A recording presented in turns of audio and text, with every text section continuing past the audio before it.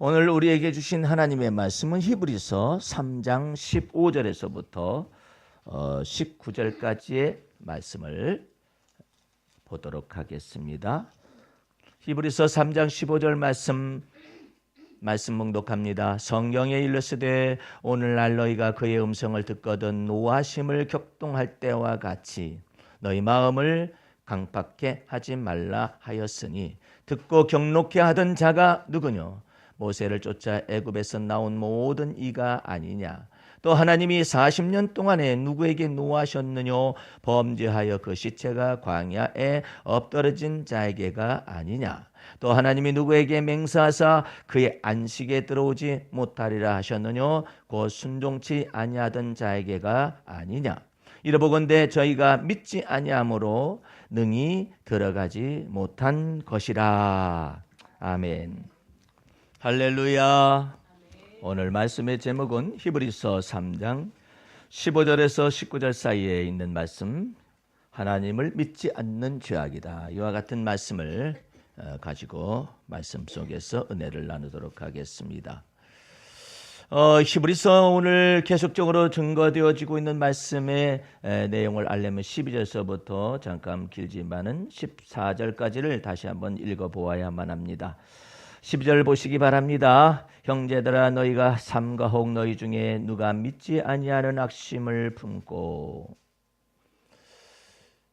하나님께서 정의하는 악한 마음, 사악한 마음이라는 것은 그 사람이 성도가 하나님의 말씀을 지키지 아니하였다라든지 마음을 다하거나 성품을 다하거나 목숨을 다하거나 뜻을 다하지 아니하였다든지 그와 같은 율법과 대계명의 말씀을 지키려고 열심을 다하지 않는 것을 일컬어서 사악한 것이다 표현하지 않고, 누가 믿지 아니하는 악심을 품었다 이와 같은 내용을 말하는 거예요. 그러니까 예수 그리스도가 오시고 난 다음에는 믿음의 도가, 믿음의 말씀이, 그리스도의 말씀이 선포가 되었기 때문에 믿지 아니하는 그 죄악이 하나님 보시기에 악심이다 이렇게 표현하는 거예요. 그러니까 여러분과 내가 회개를 해야 할 내용의 깊은 것은 뭐냐면, 내가 이 일에 관하여서 하나님을 믿지 아니하였구나, 저 일에 관하여서 하나님을 믿지 아니하였구나 하는 그 믿지 않는 악심을 회개해야만 합니다. 그런데 성도들 가운데 믿지 않는 악심을 회개하는 사람이 많지 않아요. 왜? 말씀을, 믿음의 말씀을 전한 증거하지 않으니까 무엇을 회개해야 할지를 모르는 거예요. 근데 여러분과 내가 한 가지 오해하는 것이 뭐냐면, 믿지 않는 악심이라는 것은 하나님을 믿지 않는 악심을 말하는 것이지, 자식한테 엄마가 있다가 왜 너 내 말 안 듣냐, 엄마 말 안 들어가지고 나쁠 게 어딨어, 그렇게 말하는 케이스들이 있는데 그것하고는 다른 거예요. 엄마는 완전치 못해요. 아버지도 완전치 못해요. 응? 너 부모 말씀 잘 들으면은 누워서도 떡을 얻어 먹는, 떡은 얻어 먹을 수 있어요, 자다가. 근데 영원한 생명의 떡을 얻어 먹을 수는 없어요. 근데 문제는 믿지 아니하는 악심이라는 건 하나님을 믿지 않는 악심을 말하는 거예요. 여러분들 우리가 잘 알다시피 마태복음 8장에 백부장이 나오잖아요. 이탈리아대 그 이방인이잖아요. 이방인인데 예수를 믿는 믿음이 생긴 거예요. 그래가지고 자기 하인이 중풍병 걸렸으니까 낫게 해달라고 요청을 하잖아요. 뭐 이방인인데 왜, 이탈리아 군대인데 그 백부장이 왜 예수님께 나온다는 것은 그 예수님을 믿기 때문에 나온 거잖아요. 그리고 또 왜 자기 문제가 아니라 왜 자기 하인의 중풍병을 왜 고쳐달라고 하느냐 말이에요. 이 사람의 믿음은 보통 사람의 믿음은 아니에요. 깊숙하게 예수 그리스도를 받아들이고 있는 것이죠. 근데 예수님이 그러면 내가 가서 고쳐주마 이렇게 된 거예요. 그러면 큰 은총 아니에요? 근데 거기다가 한마디를 더 하는 거예요. 아닙니다, 주여 하면서 주님이라고 딱 하면서, 나는 주님이 저희 집에 들어오심을 감당해낼 수가 없나이다 그러는. 예수님이 그 사람을 모르겠어요. 근데 제자들도 있잖아요. 들어보는 것이요. 뭐 때문에 그럴까? 제게도 하인이 있어서 저더러 가라면 가고 오라면 오고 하라면 하고 하지 말라면 하지 않습니다. 그러므로 내 주여 말씀으로만 하시옵소서. 거기서 끝나는 것도 아니에요. 이 사람 말은. 참 희한한 사람이에요. 말씀으로만 하시옵소서, 그 말도 엄청난 말이잖아요. 말씀으로만 하시옵소서, 그리하면 내 하인이 낫게 쌈나이다. 완벽한 말을, 믿음의 고백을 하는 거예요. 예? 예수님께서 기히 여기신 거예요. 예? 내 믿음대로 될지어다. 그 시로 그 하인의 중풍병이 나았다는 걸 이제 알게 되잖아요. 예수님이 깜짝 놀란 게 이게 도대체가 이스라엘 중에서, 그때 당시 이스라엘 중에서 이만한 믿음을 본 적이 없다는 거예요. 어떻게 이런 믿음이 나타났느냐 이 말이에요. 예? 그러면 그 백부장이라는 그 사람이 이스라엘 율법을 많이 지켰는가 뭐 이런 것도 없잖아. 예? 오직 그 예수를 믿었잖아요. 그 예수님을, 나사렛 예수를 뭘로 믿었냐면 주님으로 딱 믿은 거예요. 주님으로 믿는 것만으로 끝나는 게 아니잖아요. 주의 말씀만 하시옵소서, 그리하면 제 하인이 낫게 쌈나. 그 말씀까지도 믿잖아요. 그러니까 주님 자체를 믿을 뿐만 아니라 나사렛 예수가 주님이신 것을 그리스도 예수인 것을 믿을 뿐만 아니라 그 예수의 말씀이 있으시면 능히 고칠 수 있다는 것까지 믿잖아요. 이게 아주 놀라운 거예요. 그러니까 예수님이 이 믿음이 거대한 큰 믿음이다. 메가톤의 믿음을 가졌다라는 거예요. 그러니까 믿음이 없이는 하나님을 기쁘시게 해드릴 수가 없다고 그러죠. 그런데 믿음이 없으면 하나님을 기쁘시게 해드릴 수가 없는데, 어떤 믿음이냐면 하나님이 살아 계신 것을 믿는 거잖아요. 살아계신 하나님을 믿는 것에서 어디로 나아가는 거냐면, 그 살아계신 하나님이 계신 것을, 어디에 계시느냐, 우리의 모든 삶 속에, 우리의 문제 속에, 우리의 삶 속에, 인생 속에 들어오셔서 능히 하나님이 살아 계실 수가 있다는 걸 믿는 것이죠. 자, 다시 잘 생각해 봐요. 우리는 생존하신 하나님, 살아계신 하나님을 믿습니다. 할렐루야. 그런데 그 하나님만 믿는 것이 아니라 그 하나님이 살아 계심을 믿는다고, 또 이것은 많이 다른 거예요. 하나님이 내 삶 속에 살아 계심을 믿는다 이 말이에요. 이 부분에 관해서 오해가 있어요. 약간의 말씀에 오해가 있는 거예요. 하나님이 살아 계신다. 그러면은 생존하시는 하나님을 설교를 하죠. 우리는 그 하나님은, 생존하시는 하나님을 우리가 믿을 뿐만 아니라 그 생존하신 하나님이 오늘 나의 삶의 자리에 역사하시고 임재하시고 살아 계셔서 역사하시는 그 하나님으로 믿는다는 뜻이에요. 그러면 어떤 일이 나타나냐? 그 하나님을 찾는 자들에게는 하나님이 상급 주신다 이 말이에요. 왜 상급을 주죠? 왜 그 하나님을 찾아야만 하죠? 생존하신 하나님뿐만 아니라 그 하나님이 살아 계셔서 내 삶 속에서 역사하신 하나님이 보호자에만 계신 뿐만 아니라 하나님이 보호자에서 일어서셔. 그것을 믿는다 이 말이에요. 그것까지 네 마음에 믿느냐 이 말이에요. 그런데 그 백부장이 완벽한 신앙 고백을 하고 있는 거야. 예? 내 주여 말씀으로만 하시옵소서, 그리하면 제 하인의 병이 낫게 쌈나이다. 그 즉시로, 예수께서 말씀한 그 즉시로 그 하인이 중풍병이 낫더라. 성경은 그렇게 기록하고 있거든요. 여러분과 내가 이 모든 말씀의 의미를 자세히 깊숙하게 알아야 해요. 그런데 거기다 대고 내가 하나님의 말씀대로 살지 못해서 그런다면은 그건 어리석은 사람이에요. 하나님의 말씀대로 살 수 없기 때문에 누구를 하나님이 보내셨냐면 하나님의 아들을 사람의 아들로 보내시고 세상의 모든 죄를 전체를 담당하시고 십자가에 죽으셔서 피 흘려 죽으심으로 말미암아 그 예수 그리스도의 그 보배 피의 능력을 믿는 자마다 죄사함의 완전한 속죄를 주시고, 일부의 죄를 사하는 게 아니에요. 완전한 속죄와 완전한 의롭다 칭하심을 주셔요. 뿐만 아니라 완전한 거룩함을 주시는 거예요. 그 예수 그리스도를 우리는 우리의 믿음의 주님이라고 말씀하죠. 예? 그래서 우리의 믿음의 주요 뿐만 아니라 우리를 온전케 하시는 이인 예수를 바라보라고 그러잖아요. 이거 연습을 경건의 연습이라고 그래요. 우리는 믿음이 떨어질 때도 있잖아요. 그죠? 그러면 네가 믿음이 떨어졌다 그렇게 표현하시는 거예요. 예? 내가 하나님의 말씀대로 살지 못했습니다. 그러면 범죄했다고 그러죠. 우리한테는 그 죄의 개념 자체가 바뀌었다니까요. 비슷한 것 같지만 바뀐 거예요. 그래서 믿음이 떨어졌구나, 믿음이 충만하구나, 이런 언어로 표현한단 말이에요. 주님, 제가 믿음이 없어서 뭐 하느냐면 범죄하는 거예요. 그 다음에 말씀을 보시기 바랍니다. 믿지 않은 악심을 품고 살아계신 하나님에게서 떨어질까 염려할 것이요. 그 다음에는 오직 오늘이라 일컫는 동안에 매일 피차 권면하여 너희 중에 누구든지 죄의 유혹으로 강팍하게 됨을 면하라. 이 죄의 유혹이 뭐냐면 믿음이 없어지는 거예요. 자꾸 주를 믿는 믿음이.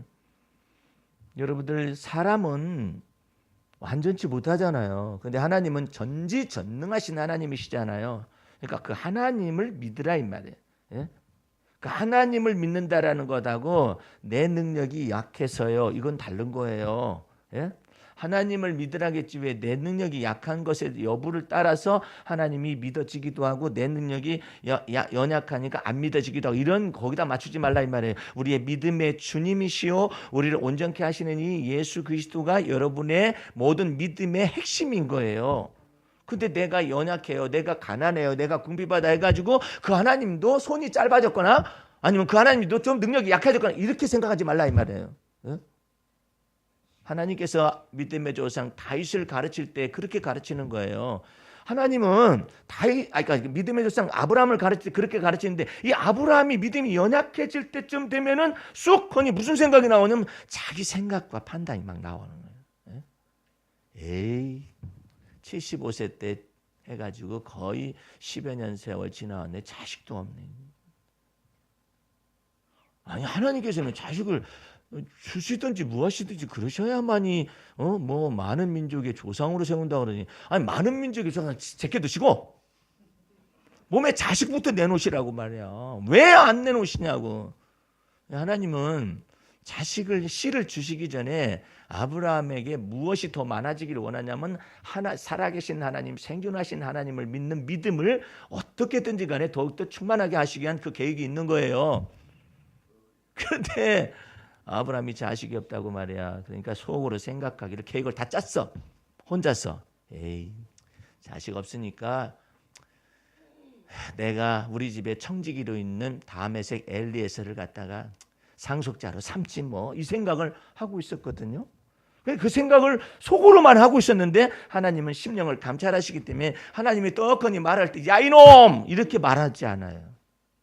아브라함한테 네 이놈, 왜 그러십니까? 네가 감히 그런 생각을 가질 수가 있느냐? 무슨 생각인데요? 네가 지금 믿음 없는 생각을 가지고 있잖아. 이렇게 말하고 그러시지 않는다니까. 따지고 들고 막 묶고서 말이야 취조를 하고 막 그러시질 않아요. 근데 율법대로 살려가는 사람은 취조를 계속해요. 너 법대로 못해, 뭐가 어땠노 저쩌니 다 따져요. 예. 근데 아브라함은 믿음의 조상으로 세워놨기 때문에 그렇게 따지지 않고 하나님이 은밀하신 분이에요. 아브라함한테 그런 속의 생각이 싹이 트고 있구나, 그걸 알고 난 다음에 하나님이 말씀하시는 말은 너무 애교스러워. 하나님께서. 예? 은혜스럽다 이 말이에요. 뭐라고 하냐면 아브라함아, 그래. 네, 나는 너의 지극히 큰 상급이며 너의 방패이니라. 이건 지금 내가 생각하는 거하고 좀 다른데? 아브라함이 생각할 때? 왜? 자기는 지금 벌써 마음의 결정을 했잖아요. 에이, 내게 자식을 안 주시니까, 씨를 안 주시니까 우리 집에서 데리고 있는 다메섹 엘리에셀 청직이나 내 상속자로 세우고 말지 뭐. 내가 지금 이 나이에 무슨 자식은 무슨 자식, 열방의 조상은 무슨 조상. 아이, 그렇게 생각하고 있는데 하나님 갑자기 아브라함아, 나는 너의 지극히 큰 상급이냐.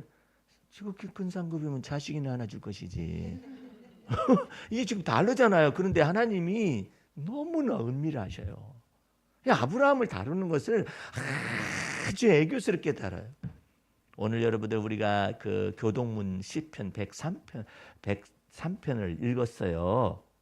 거기 보게 되면은 하나님께서 이렇게 말을 하는 거예요. 여호와 하나님은 노하기를 더디하시고 은혜로우시며 자비로우시며 그다음에 노를 항상 품지 아니하시고 아비가 자식을 불쌍히 여기는 것처럼 불쌍히 여기시고 동이 서에서 먼 것처럼 우리의 죄를 멀리 옮기셨으며 우리의 체질을 하시고 막 어쩌고저쩌고 그런 얘기를 막 다 기록해놨어요. 그 누구한테 기록한 거냐면은 예수를 믿는 믿음, 하나님을 믿는 믿음을 가진 사람, 믿음의 비밀을 가진 사람한테는 그렇게 말씀하셔요. 그런데 지가 도덕적으로 법적으로 하나님의 말씀을 지가 나름대로 지켜가지고 온전해지려고 하는 그런 사람들이, 그런 인간이 있잖아요. 뭐라고 말씀하면 아비의 죄악을 자식의 3, 4대까지 갚아버리겠다고 말씀하세요. 죄대로 갚겠다고 말씀하시고 법대로 처리하겠다고 말씀하셔요. 지난번에도 말씀드렸었지만은 이 음주운전 금지법에 대해서 지금 그 사람이 이제 죽었잖아요. 결국은요. 음주운전자들이 치여가지고 죽었어요. 근데 그것을 발의했었던 국회의원 가운데 한 사람이 이용주라는 민평당의 평화당의 국회의원이잖아요. 근데 그 사람이 발의하고 난 다음에 자기가 음주운전에 걸려가지고 윤리위원회에 지금 회부돼가지고 이제 결정사항을 기다리고 있는데, 그리고 검찰에 출두를 해야만 해요. 이제. 근데 그 윤창호라는 그 사람, 젊은 사람이 얼마나 젊은 사람인데 그 사람이 음주운전자에게 치여가지고 죽게 되니까 윤창호 그 음주운전 금지법에 대한 것을 발의를 해가지고 나타났는데 거기 참석을 한 거예요. 장례식장에. 이 국회의원이요. 대단히 얼굴이 두껍고. 근데 내가 생각할 때는 안 한 것보다 나았을 것 같아. 그래도 나는 죄인입니다. 제가 잘못됐습니다. 그렇게 하고서 어쨌든 참석을 하고 그랬는데 의의는 없어요. 하나님 보시기에. 사람을 보기에는 있어요. 조금 더 나아요. 근데 조금 더 나은데 그 하나님이 전체 인류를 다 감찰하실 텐데 의를 행하는 자가 하나도 없더라. 완벽하게 행하는 자가 없고, 의를 행하다가 갑자기 독한 쓴뿌리가 나와가지고 원수를 갚겠다니, 죽이겠다니, 살리겠다니 이 난리를 치는 인간들은 너무나 많고, 이 말을 뱉어도 독이 가득해. 입술에 혀에 독이 가득한 말들은 막 내뱉고 말해. 내가 원수를 갚아버리겠다고 하질 않는가, 뭘 하겠다, 이런 것들이 너무나 많은 거예요. 여기 독사의 혀가 여기에 있다라는 거예요. 독이 이렇게 있다라는 거예요. 그러니까 의인을 찾아볼 수가 없다라는 거 아니에요. 그런데 예수 그리스도를 믿는 자들에게는, 하나님의 자녀가 된 권세를 받은 자들에게는 하나님께서 뭐라고 하냐면 은혜로우시며 자비로우시며 노하기를 더디하시며 이러한 놀라운 은총이 있는 거예요. 여러분들은 예수를 믿는 믿음 안에 거하면, 할렐루야, 이 은혜가 넘칠 줄로 믿습니다. 근데 그 은혜를 갖다 뭐라고 말하냐면 수천대까지 이렇게 다 하시겠다고 약속을 하시죠. 그 얼마나 놀라운 거예요. 수천대까지. 그런데 이것에서 벗어나서 자기가 도덕적으로 의롭다라든지 아니면 율법을 지켜서 행위를 통해서 하나님의 말씀대로 자기가 살아가지고 나름대로 노력한다고 열심을 낸다고 하는 그런 인간들 있잖아요. 하나님 보실 때 하늘에 계신 자가 비웃어버려. 그래서 여러분과 나는 믿지 않는 악심이 들어올 때는 빨리 믿음으로 바꿔야 해. 제가 믿음이 없었나이다. 제가 믿음이 부족했나이다. 저의 믿음이 적은 것을 도와주시옵소서. 그래서 여러분들은 항상 믿음의 말씀을 계속적으로 듣고 믿음의 말씀을 입에다가 세워야 해. 자꾸. 생각해봐요. 이스라엘 백성들이 400년 동안의 애굽의 포로 생활 속에서 하나님이 건져내 주셨잖아요. 그러면 열재앙을 통하여서 하나님께서 이적과 표적과 기사를 애굽의 바로왕한테 나타나가지고 그들을 빼내셨잖아요. 민족 자체가 한꺼번에 나온 거 아니에요. 그렇다면은 홍해바다 앞에서 있을 때에도 여전히 400년 동안의 포로 생활 가운데서 이 노예 생활 가운데 우리를 빼내실 수 있는 그 하나님이시라면, 그 전지전능하신 하나님이시라면, 그 아브라함의 하나님이요, 이삭의 하나님이요, 야곱의 하나님이시라면, 스스로 계신 그 하나님이시라면 능히 이 홍해바다 속에서도 살든지 죽든지 우리는 주님의 것입니다라고 말하면 될걸. 그냥 거기다 대고 그냥 하나님이 계시면 이러실 수가 있느냐. 그 다음에 입이 뚫렸다고요. 말을 한마디씩 더 하는데 그 말이 희한한 말을 하는 거예요. 아니 애굽에 매장지가 없어서 여기다가 와서 죽이려고 작정하셨냐 이 말이에요. 그 말을 하면 안 되지.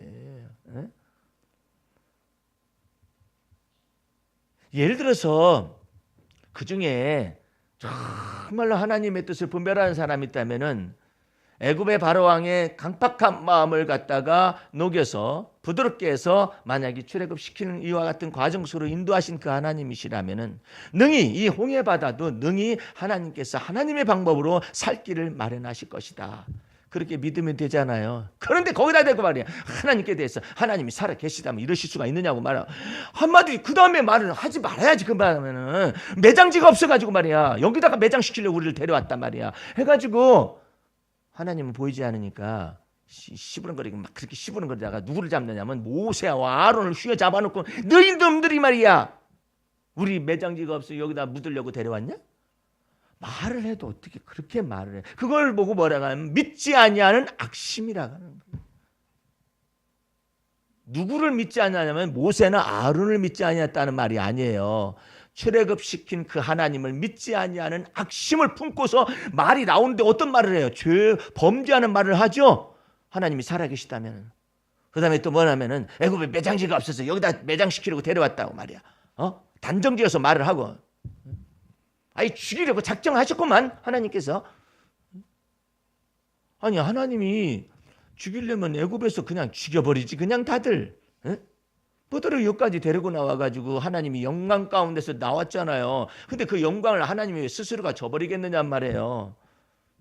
그 믿음을 가진 자가 있다면은 하나님께서 생각하시는 거예요. 이 가운데서 에레미야서 5장 1절에 이런 말이 있어요. 예루살렘 거리를 다 돌아다녀 봐가지고 이 예루살렘 성에 진리를 행하는 자 한 사람만 있어도 이 성을 멸하지 않겠다. 없는 거예요. 그 진리를 행하는 자라는 말이 무슨 말이냐면은 하나님을 믿는 자예요. 예? 그 한 사람만 찾으면 이 사람들을 죄를 사하겠다라는 거 아니에요. 우리 출애굽기 14장에 가봐요. 출애굽기 14장입니다.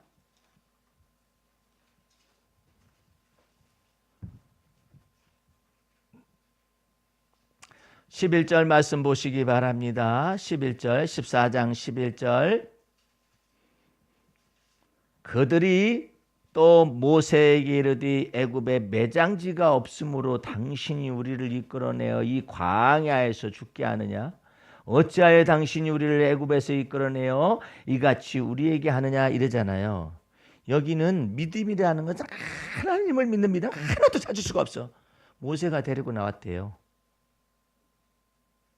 하나님이 모세의 손을 통하여 데리고 나온 것이 아니라 모세가 데리고 나왔다라는 거 아니야. 거기에 무슨 믿음이 있어? 예? 모세가 데리고 나왔지. 아니 내가요 희한한 얘기를 들었어요. 성경 말씀에 전도서 9장 7절 말씀에 너는 기쁨으로 식물을 먹을 것이며 즐거운 마음으로 내 포도주를 마셔라. 하나님이 너희 하는 모든 일을 벌써 받으셨음이라 이랬잖아요. 그래가지고 그 말씀을 그대로 인용해가지고 메시지를 증거했을 거 아니에요. 그랬더니 박 목사님이 포도주 마시라고 그랬다는 거예요.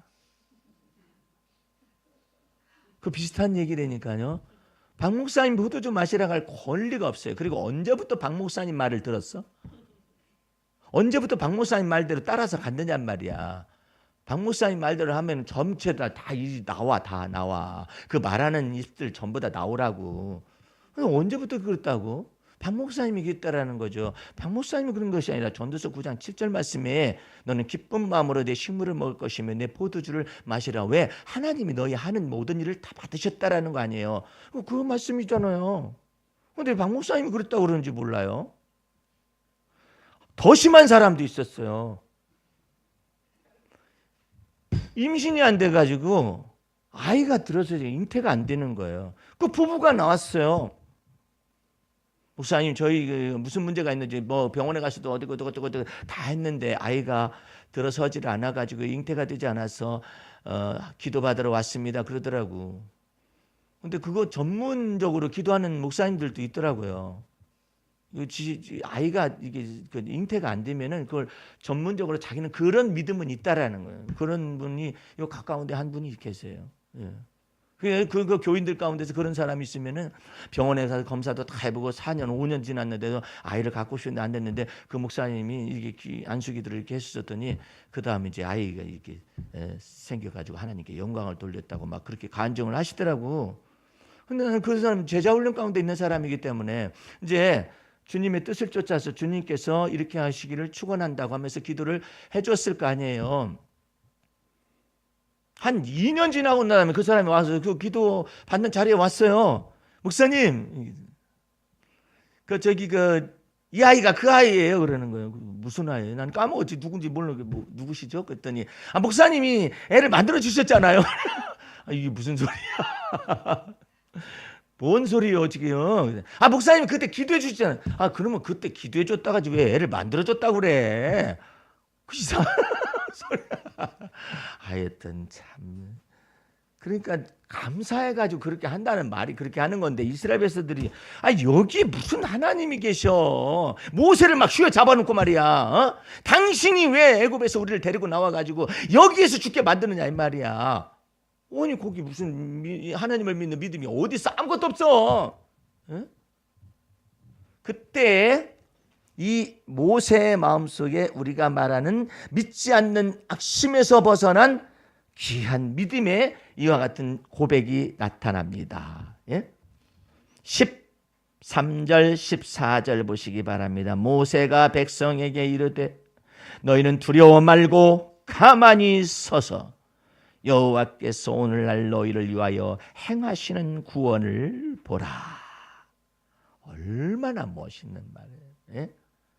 출애굽기 14장 13절을 우리가 읽고 있는 거예요. 너희는 두려워 말고 가만히 서서, 쫑알쫑알거리지도 말고, 두려워하지 말고, 방정 맞은 소리도 하지 말고, 여호와께서 오늘날 너희를 위하여 행하시는 구원을 보라. 너희가 오늘 본 애굽 사람을 또다시는 영원히 보지 못하리라. 여호와께서 너희를 위하여 싸우시리니 너희는 가만히 있을지어다. 우리 대장 예수께서 앞서 나가실 때, 찬송가에 보면 우리 대장 예수 앞서 나가셔가지고 십자가 군병 우리가 되어서 나갈 때 우리 대장 예수 앞서 가시면 그런 것이 있는 것처럼 여호와께서 너희를 위하여 싸우시리라. 여호와께서 너희 앞서 행하시리니, 그 믿음의 말씀을 여러분들이 지금 듣고 있는 거예요. 그 믿음의 말씀에 아멘 하잖아요. 여기에 무슨 내가 마음을 다하여 성품을 다하여 목숨을 다하여 하나님을 사랑하고 거기 그 말씀이 어디 있어?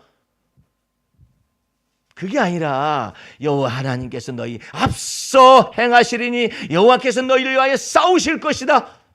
이 내용이 이것을 보고 믿음의 말씀이래. 그 믿음의 고백을 하니까는 하나님께서 모세에게 너는 왜 가만히 있느냐? 이제 너의 손을 내밀어라. 이게 지팡이를 가지고 너의 손을 탁 홍해 바다 위로 내밀어라. 예를 들어서 모세 보고 너 지금 뭐 하고 앉아 있냐? 가서 홍해 바다 물이라도 좀 이렇게 축축축축 해봐. 네가 축축축축 하면 내가 그걸 따라서 너를 갖다 이렇게 해주마. 그것도 아니잖아요. 네 손을 내밀어서 지팡이를 잡은 네 손을 홍해 바다 위에 내밀어라. 믿음의 세계는 너무 쉬워요.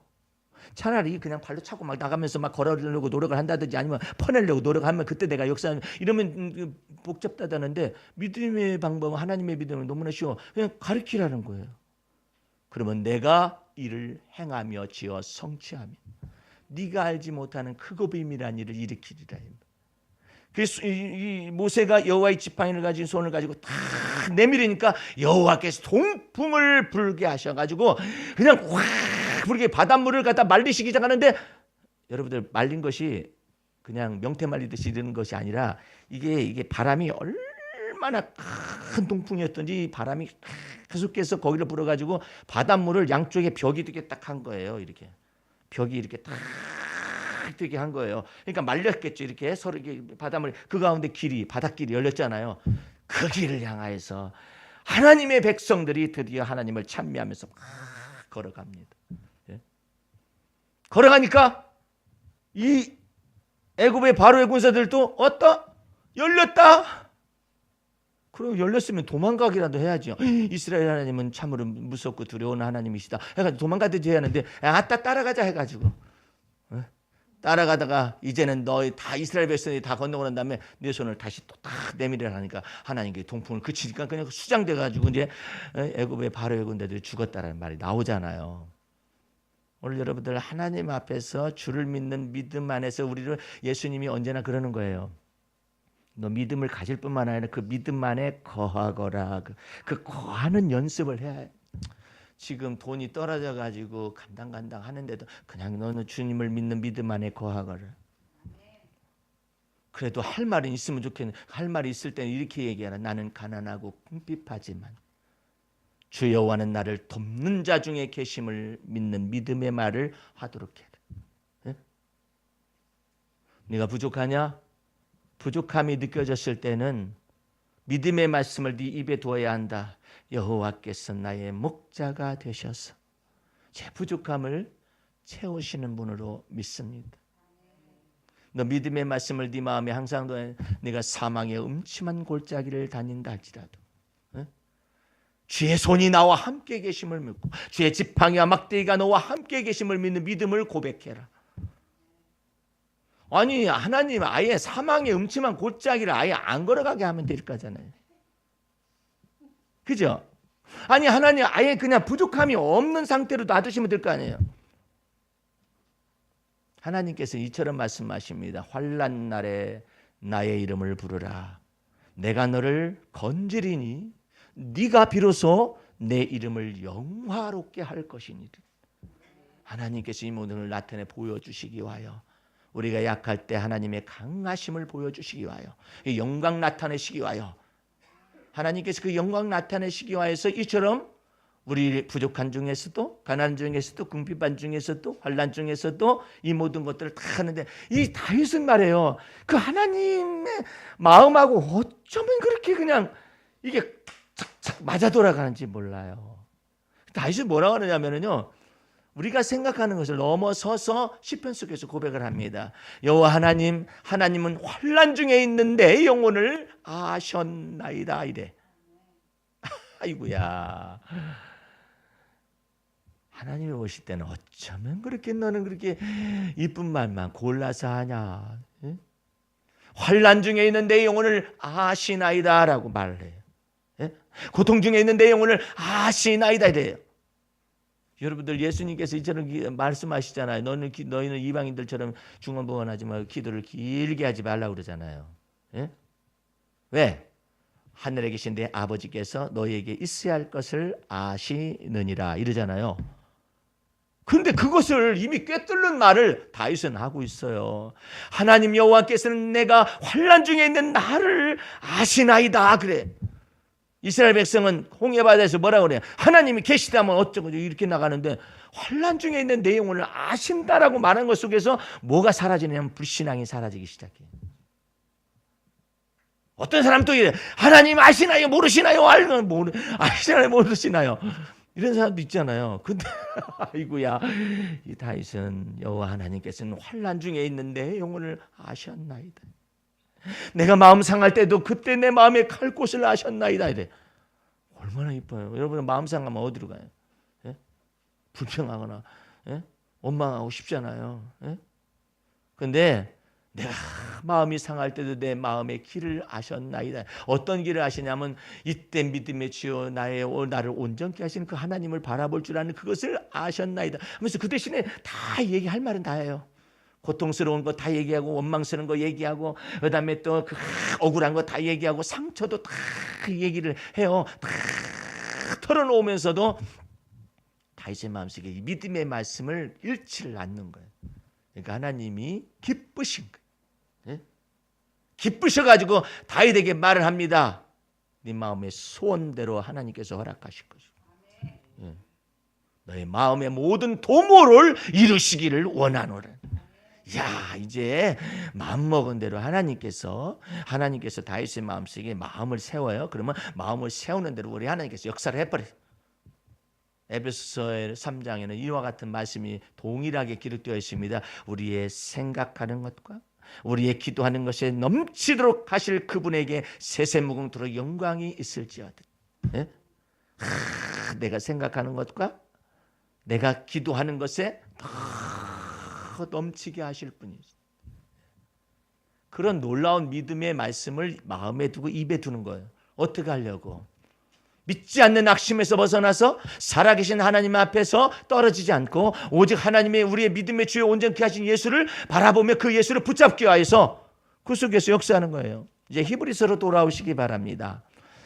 히브리서 오늘 본문 말씀 3장 15절, 성경에 일렀으되 오늘날 너희가 그의 음성을 듣거든 노하심을 격동할 때와 같이 너희 마음을 강팍하게 하지 말라. 예. 어떤 때 하나님께서 막 분노하시고 진노하시냐면 믿음이 없는 것을 보시고, 너희가 이런 일에 관해서 믿지 아니하였다. 홍해바다 건너고 나니까는 하나님의 은혜로서 하나님의 권능의 손길로 홍해바다를 건넜어요. 건너가지고 막 은혜가 충만했어요. 충만했는데 갑자기 그냥 그 광야 지역에 오니까 물이 없네. 아니면 물을 발견했는데 써요. 하나님이 왜 이와 같은 땅을 우리를 인도해서 죽이려고 작정을 하지? 아니, 너네 목적지는 거기가 아니야. 광야가 아니라 적과 꿀이 가나안 땅인데 왜 이 사람들은 그냥 하나님 우리를 여기 인도해가지고 말이야, 이렇게 물이 없는 땅, 건조한 땅으로 말이야 인도해드렸다고. 뭐 어떻게 눈들이 무슨 해태눈이냐 뭐냐, 이게 박혀있긴 박혀있는데 이게 뭐 시력이 없는 것인지, 적과 꿀이 흐르는 가나안 땅까지 하나님이 목표하시는 것인데 광야 건조한 땅에서 말이야 우리를 잡아 죽이려고 그러는 것이 왜 이렇게 물이 쓰냐고 말이야. 쓰면 쓰다고 말을 하고 입이 달렸다고 그냥 아무렇게나 막 시부레 대서고 막. 하나님께서 이 철부지 같은 이스라엘 백성들을 향하여 노하시기보다는 모세에게 지시하자가 저 나무를 하나 지시하여 그 나무를 물에다 던져라. 그랬더니 쓴물이 변화해서 단물이 됐어요. 그래가지고 백성들이 맛있게 마셨어요. 예? 도무지 믿지를 않는 거야 하나님을. 아니 그러다가 이야 맛있다 해가지고 이제 하나님은 살아계시는구만 이렇게 했다가 또 예? 뭐가 없으면 또 걸렸네. 또 걸려가지고 또 하나님이 계신 거야 안 계신 거야 또 이래. 여러분들은 하나님을 계신 거예요 안 계신 거라는 이 망령된 말을 아예 입에서 없애야 해요. 광야에서 물이 써도 하나님은 계셔. 그냥 계신데니까. 여러분들이 부정해도 하나님은 계셔요. 구름 껴도 해가 있는 것처럼 그냥 하나님은 계시는데 그 계신 하나님을 갖다가 계시는 것인가 안 계시는 것인가 이러지 마세요. 그 살아계신 하나님을 내 삶의 현장 속에서 능히 일을 행하시고 지어 성취하실 것까지 다 내가 알지 못하는 그거 비밀한 일이 어디선가 움직여가지고 주께서 행하실 수 있는 것까지 마음속에 믿으세요. 그 하나님을 믿는 거예요. 내 형편과 사정과 이와 같은 시츄에이션이라 이 상황을 내가 믿을 수는 없어요. 왜? 이것이 그냥 들쭉날쭉 변덕이 심해요. 업앤다운이라고 그래요. 업 됐다가 다운 됐다가 어느 때는 좀 잘 됐다가 어느 때는 안 되고 이게 내 형편과 사정을 믿을 수가 없어요. 그러니까 여러분과 나는 오직 변함없으신 그 하나님, 예? 진실무망하신 그 하나님, 전지전능하신 하나님, 그 하나님, 예? 나를 지으시고 나를 구속하신 그 하나님, 그 하나님을 믿으라 이 말이에요. 하나님을 믿고 그리스도 예수를 믿으라 이 말이에요. 그 주님을 믿는 것은 내 형편과 사정하고 다른 거예요. 그러니까 더 믿음이 큰 사람은 어떻게 돼요? 그 하나님께서 내 삶의 현장 속에 살아 역사하실 것을 또한 믿는 것이죠. 그래서 하나님을 분노케 하지 말라요. 하나님이 여러분이 하나님 앞에 접근을 할 때는 하나님은 두 가지를 딱 가지고 계세요. 하나는 야고보에서 말하는 바 자유케 하는 온전한 율법이 있어요. 그 율법은 모세 율법을 완전케 한 율법이기 때문에 그 율법의 라인으로 들어가면 안 돼요. 여러분과 나는. 그 율법을 마침이 되신 그리스도 예수를 믿는 믿음 안으로 들어가면 하나님이 은혜를 베푸셔요. 하나님이 자비를 베푸셔요.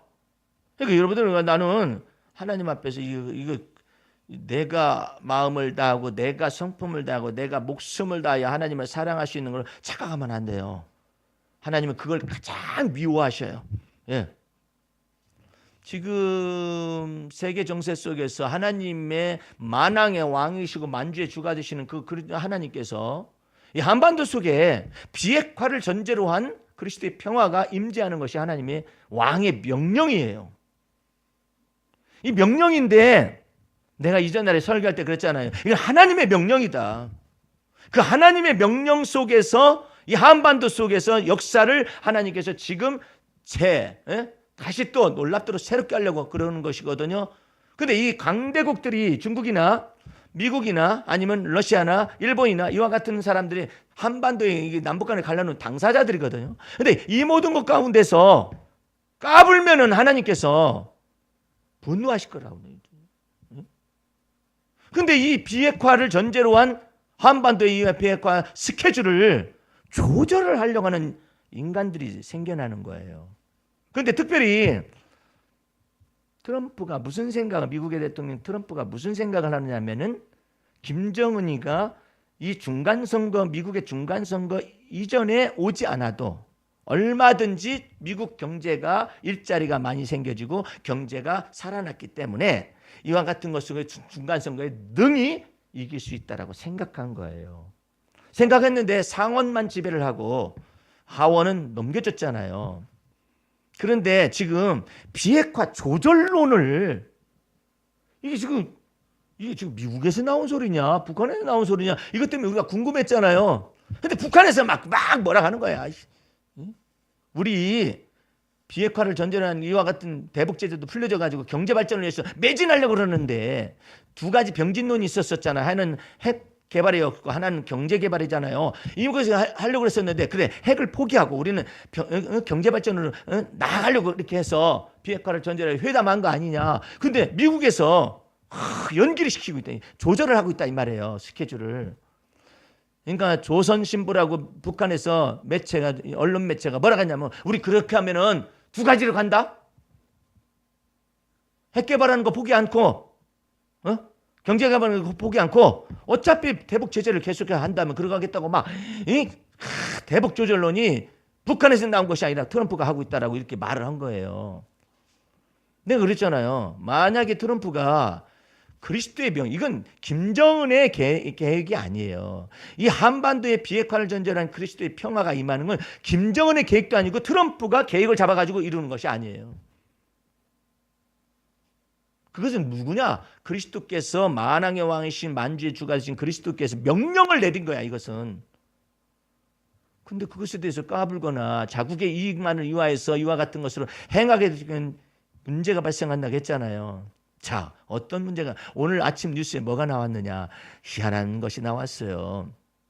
지금 공화당에서 상원을 장악했잖아요. 예? 그 다음에 민주당에서는 패했단 말이에요. 그러니까 민주당에서 하원을 다 장악을 했어요. 하원을 딱 장악을 하니까는 민주당에서 모든 선거 자금을 아주 굵직하게 되는 억만장자가 있어요, 배후에.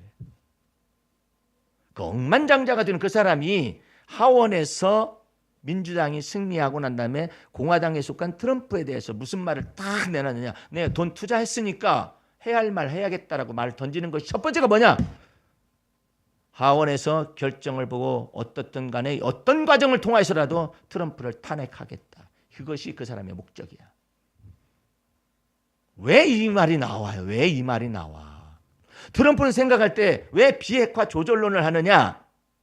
중간선거 해보니까 밀리는 수가 아니라 그래도 장악을 했단 말이에요. 그러니까는 김정은의 도움이 없이도 북한과 미국의 여하튼 북미 회담에 이 도움이 없이도 얼마든지 초선에서 마저 임기를 2년을 더 채우고 재선에 갈 때 카드를 쓰겠다는 생각을 가지고 있는 거예요. 예? 그러는데 그 생각이 비핵화 조절론이야. 트럼프가 뭐라 그래요? 늦어도 좋다. 늦어도 좋다. 연기돼도 좋다. 그러고 있어요. 그러니까는 폼페이오 국무장관이 이와 같은 것 속에서 뭐 회담을 하려, 북미 고위급 회담을 하려다가 늦어도 좋다, 연기도 좋다 이러니까 어떻게 해요? 못 하잖아요. 연기를 시킨 거단 말이에요. 그러니까 하나님께서는 지금 급한데 세계 역사 속에서 지금 영생업기로 작정된 영혼들을 건져내야 하잖아요. 이거 급한데 지멋대로 조절을 하고 앉아 있어. 그러니까 트럼프 탄핵론이 쫙 나오는. 기어코 탄핵을 시켜야 한다고. 그러면 그것을 덮을 카드가 뭐가 있겠느냐 말이에요. 그 뭘로 덮느냐 이 말이에요. 그것을. 그러니까 비핵화 조절론을 이제는 방아쇠를 당겨가지고 급속도로 진전이 돼야죠. 그러니까 여러분과 내 속에서 하나님의 일꾼들이 감히 이 세계의 기둥들이라고 생각하는 강대국들의 이와 같은 주권을 잡은 자들이 자기 멋대로 할 수 있는 줄로 착각하면은 하나님이 이 히든 카드를 쓴다고요. 너 탄핵에 국론 분열되는 그쪽으로 너 들어갈래? 아니면은 너 말 잘 들을래? 이거 아니에요. 하나님께서 세계를 경영하시는 그 하나님이 한반도의 비핵화를 전제로 한 이와 같은 놀라운 그리스도의 평화가 임하는 것은 대북 경제제가 먼저 풀리는 게 아니에요. 비핵화를 전제로 한 이 모든 것들이 전체가 다 풀려지면서 대북 제재가 풀려지게 되면 이 어마어마한 놀라운 경제 성장이 남북 간에 있어지게 되는. 내가 이와 같은 내용을 어떤 목사님한테 얘기했는데 그 목사님이 무슨 얘기하느냐면요.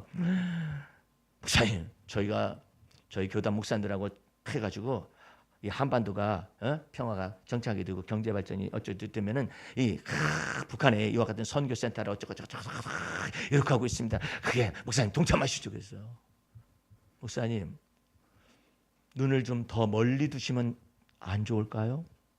어차피 믿음 안에서 하나님의 눈을 바라보고 하나님의 눈을 안목을 가지고 쳐다봐야 하는데 그게 뭐냐? 그래서 우리는 이와 같은 탄핵 사건이 나기 이전서부터 계속해서 기도해 온 것이 뭐냐? 시베리아 루트가 열릴 것을 관해서 복음 루트가 열릴 것. 그다음에 실크로드 중앙아시아 실크로드가 열릴 것에 관해서. 그다음에 또 남방에 히말라야의 복음 전도의 루트가 열려질 것을 계속해서 기도해 오고 거기에 선교센터들이 줄줄이 세워질 것에 관해서 기도하고 있었다고 그러니까 깜짝 놀래가지고 한반도가 아니었었어요? 한반도를 넘어서서 한반도에서만 있으면 뭐해? 시베리아 루트로 해가지고 유럽으로 들어가고 중동으로 들어가고 그 다음에 실크로드를 통해서 그냥 중동으로 들어가고 히말라야에서 인도를 거쳐가지고 파키스탄과 방글라데시나 이와 같은 것을 다 거쳐가지고 중동으로 들어갈 수 있도록 그 복음의 문이 들어가서 그 가운데서 영생 얻기로 작정된 익은 영혼들을 건져내는 거예요.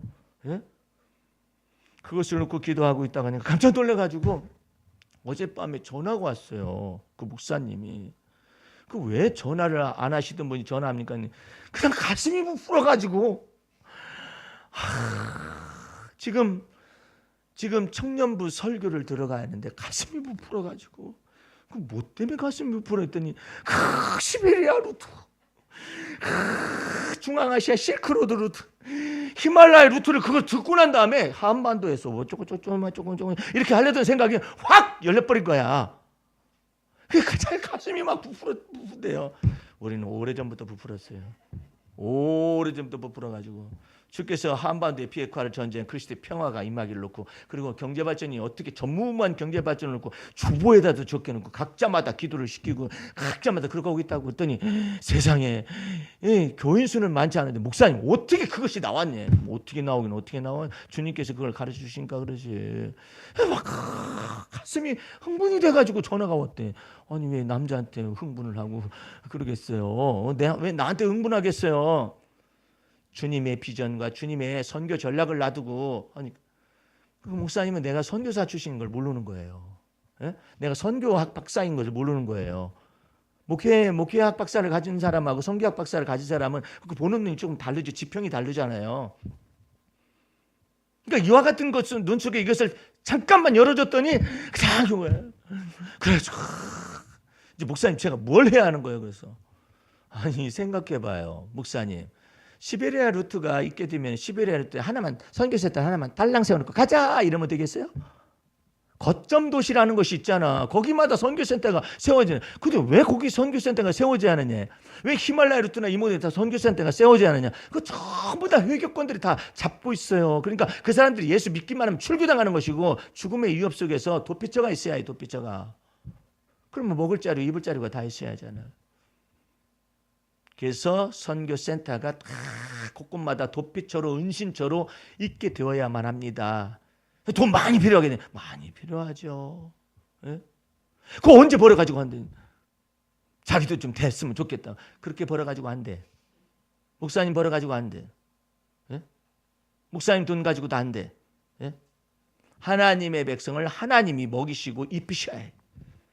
그래서 영생 얻기로 작정된 영혼들을 추수하여 익은 열매들을 거둬들이는 놀라운 일 속에 이 모든 세계선타, 히말라야 루트라든지 아니면 실크로드 루트라든지 아니면 시베리아 루트가 있게 되는 거라고. 그가 그렇게 되어야 하는데 그것을 위하시 한반도에서 먼저 풀리하는데 아니 왜 이 한반도를 둘러싼 강대국들이 말을 안 듣느냐고 하면서 이제 쭉 설명해 줬더니 가슴 이제 막 잠이 안 온대. 이제 내가 금요일 날 그 말을 전해줬거든요. 막 부풀어가지고 전화가 온 거예요. 막 우리 교회는 도대체가 사이즈가 얼마나 되는지 알 길이 없어요. 이제 나중에 여러분들은 선교센터가 여기 자체내에서 세워져야 사이즈가 그거였었구나. 그것을 아시게 될 거예요. 근데 하나님께서 이처럼 주님께서 우리에게 비전을 나타내신 까닭이 뭐예요? 예? 이제 주님이 오실 날이 다가와서 극동 아시아에 속한 이와 같은 나라 속에 이와 같은 이 갈등과 경쟁 구도와 이와 같은 적대 관계를 완전히 청산하게 해가지고 전무후무한 경제 발전이 한반도 속에 나타나기를 여러분들 기도하셔야만 합니다. 그리고 지금이 좋은 때야. 기도가 숟가락만 딱 얹어놓으면 되지. 이 잔치가 배설되어지는데 이 모든 것을 숟가락 얹어놔가지고 지금 경제가 완전히 안 풀렸잖아요. 이때가 좋은 때라니까. 오늘 우리 노집사님 기도 엄청나대.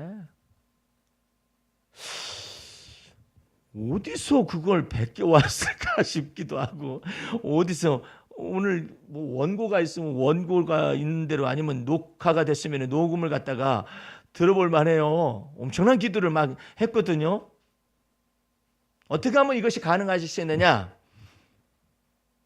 그 하나님, 세계를 경영하시는 그 하나님을 믿으면 주께서 역사하십니다. 그 하나님이 일을 행하시고 일을 지어서 성취하시고 여러분과 내가 알지 못하는 크고 비밀한 일을 나타내실 거예요. 그 놀라운 하나님의 역사 속에 여러분의 믿음의 기도가 포함되시기 바라고, 뿐만 아니라 믿음의 기도를 한 사람들은 티켓을 가지고 그 자리에 시베리아 루트라든지 히말라야 루트라든지 실크로드 루트에 그 자리에 서게 하실 것까지 믿으시기 바랍니다. 그래야 하나님께서 놀랍도록 대사를 행하셔서 역사하신, 그때는 우리 입에는 그냥 웃음이 가득하고 우리 혀에는 찬양이 가득 찼었다. 왜? 여호와께서 이를 위하여 대사를 행하셨도다. 그 놀라운 은혜와 역사 속으로 들어가는 믿음을 가지시길 바랍니다. 이제 마지막 요거 우리 한번 읽고 말씀을 맺도록 하겠습니다. 내 마음을 지키라. 내 영혼아 주님이 만드신 내 마음을 지키거라. 여기서부터 걸려요. 믿지 않는 사람들은. 내 마음을 내 것이 아니라 주님이 만드셨다니까. 보혈로 사시고 씻으시고 정결케 하시고 깨끗하게 하시고 거룩함을 주시고 사셨어요. 주님이 만드신 내 마음을 지키거라. 왜냐하면 거기서 생명의 근원이 나오기 때문이란다. 함부로 내 기분을 쓰지 말거라. 네 것이 아니라 이거지.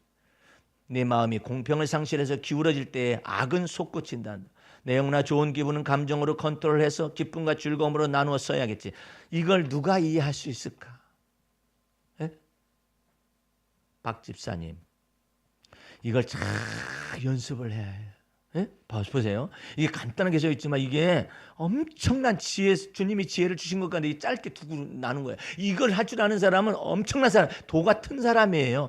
좋은 기분은 감정으로 컨트롤해서, 기분을 뭘로 컨트롤하냐면 감정으로 컨트롤해서 기쁨과 즐거움의 감정으로 나누어 쓸 줄 알아야 한다 이 말이에요. 예? 자유자재로. 기쁨과 즐거움은 하나님의 선물이니 내 마음의 양약이 되는 거야. 기쁨은 내 삶을 풍요롭게 하고 즐거움은 자원하는 심령을 주나니 주님이 주신 기쁨과 즐거운 마음은 내 영혼을 항상 잔치집과 같게 만드는 것이지.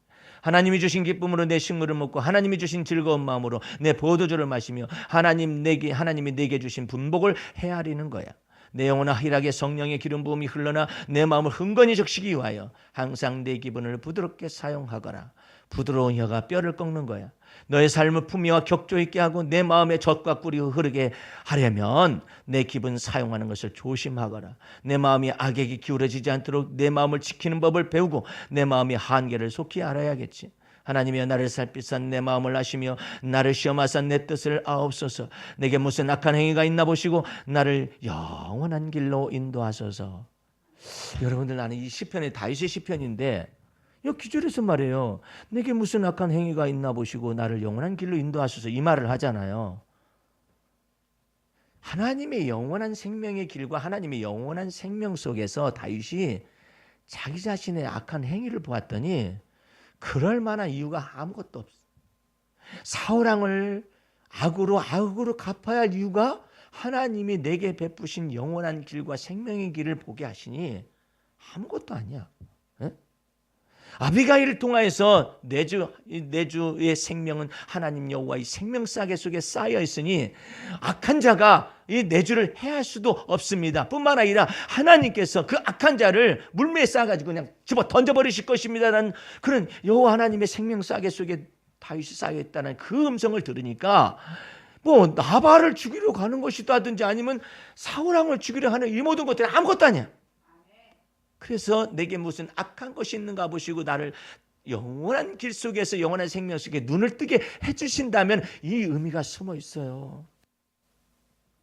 조그마한 거 가지고 불평하는 원망하는 이런 것보다는 나를 영원한 길로 인도하시는 그것이 이 다윗 속에 있는 믿음의 놀라운 거예요. 예?